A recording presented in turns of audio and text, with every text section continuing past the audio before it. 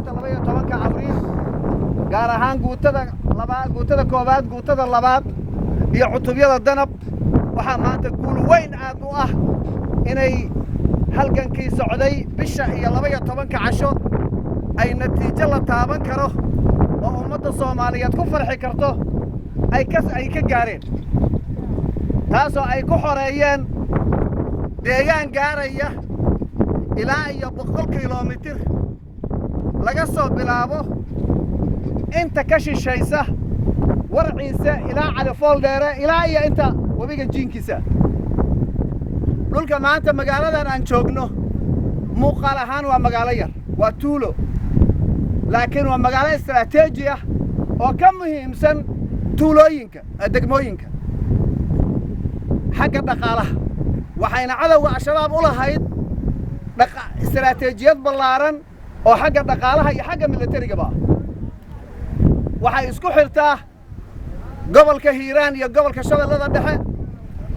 degmooyinka gobolka Shabeellada Dhexe magaalo madaxda gobolka Shabeellada Dhexe iyo xeebta gobolka Shabeellada Dhexe ee Cadale dhammaan intaas isku xirtaa waa central business waa goobtii bartamihii ganacsiga ee gobolka Shabeellada Dhexe iyo Hiiraan way waa dhul caan ku ah xoolo dhaqashada iyo beeraha waa dhulkay ka heli jireen cadowga al-shabaab dhaqaalaha ugu badan oo ay ummadda Soomaaliyeed kula dagaalamaan qaranka Soomaaliyeed ugu burburiyaan hawlgalkaas aan soo galnay waxaa saldhig u abaaqay madaxweynaha jamhuuriyadda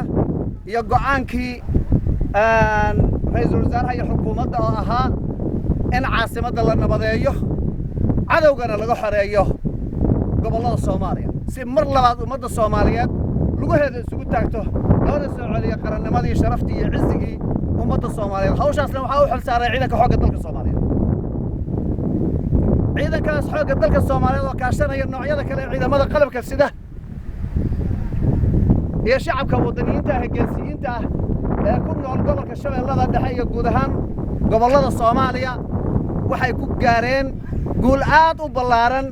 oo guluf dheer socday waxaanan u ducaynaynaa ilaahay intii dhimatay inuu jannadii ka waraabiyo oo halgankan ku dhimatay oo aan aaminsanahay inay saalixiin yihiin ilaahayna jannadii geynayo la'anno dadka khawaarijta ah oo diinta beenta ka sheega waa kuwii nabigu yiri calayhi salaatu wasalaam kii dilana janna yaa sal u ah waa ahlu janno kay dilana janna salgo shuhada muhiim ah yaa nooga dhimatay qaarna waa nooga dhaawacmeen Allah noo caafiyo kuwa kalena jannatu firdaws Allah geeyo dalka Soomaaliya maanta wuxuu ku jiraa marxalad aad u adag marxaladaas adagna waa dadka la raba inay ka bixiyaan waa ciidanka xoogga dalka Soomaaliyeed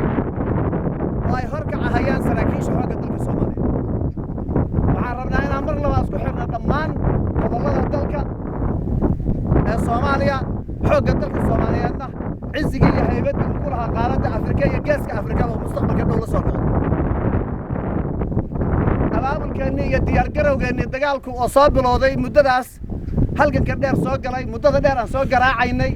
aan ku soo guulaysanay burburintii cadowga iyo ka natiijo keenintii xoreynta deegaanada muhiimka u ah ummadda Soomaaliyeed cadowgana dhabarjabka ku ah waxa weeyaan waxay ka mid tahay guulaha xoogga dalka Soomaaliyeed shacabka Soomaaliyeed ay xusu doonaan mid dalka dibadda jira iyo midka gudaha joogaba ninka xoogga dalka Soomaaliyeed wuxuu ka tagaa cizi iyo sharaf ilmihiisana wuxuu ka tagaa cizi iyo sharaf magac wanaagsanna wuxuu kaga tagaa dalka qof walbaana ajashiisa maalintii dhammaantu dhimanaya intaan halgalkayga dagaalka ku soo jirnay muqdisho laga soo bilaabo ilaa darfaha gobollada Soomaaliya imise nin baa sariirahooda ku dhimaysay America iyo Yurub ku dhimanaysay waa caafimaad qabnaa waa nool maalinta taayadu timaadana waa dhimanaynaa annagoo calankayaga iyo dalkayaga iyo dadkayaga difaacayna dawladayada difaacayna shacabkayaga difaacayna xorriyadii qarankayaga soo celinayna ummadayada xorriyadeediina inaan ku dhimano diyaar baanuna saas maaha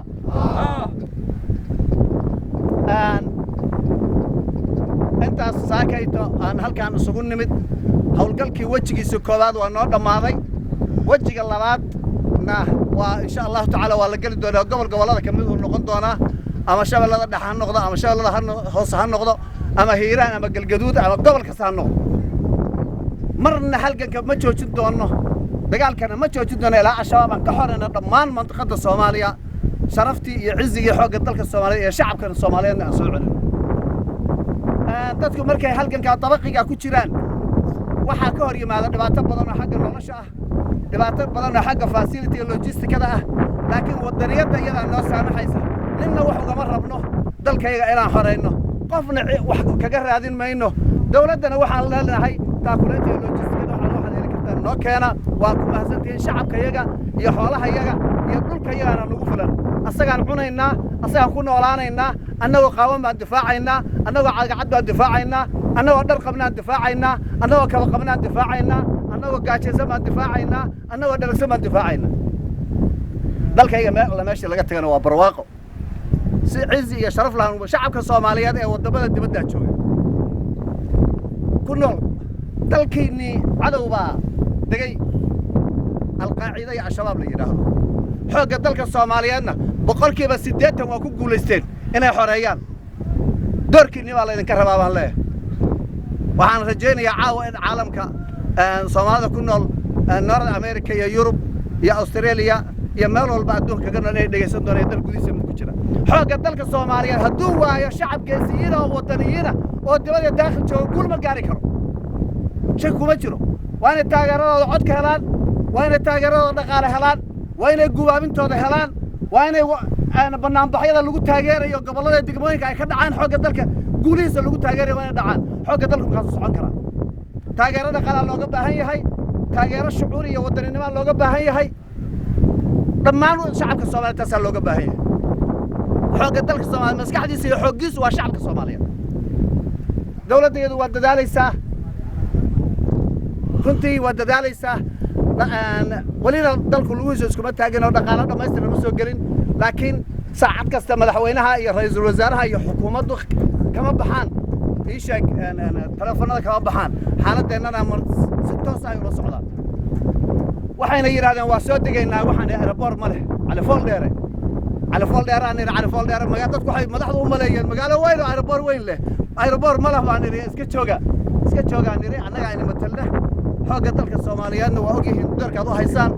madaxda qarankuna saasay waxay la fadhiyaan ducadan oo la fadhiyaan taakuleentana waa la fadhiyaan taakuleentana intay tahay baan ku dagaalgalaynaa dabadeedna way siyaadaysaa guul maalintaad gaartaba barwaaqada way siyaadaysaa guul maalintaad gaartaba ciziga siyaadaya guul darra maalinta kugu dhacdana adaa waad jabaysaa waxaan nala jooga gudoomiyihii degmada Mahadaay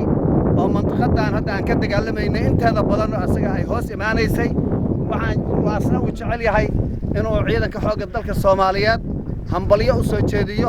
asagoo magaca shacabka ku hadlahaya deegaanada laga xoreeyay cadawga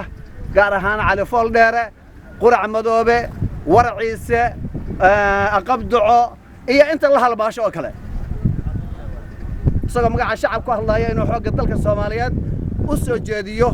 mahadnaq buu doonayaa ku soo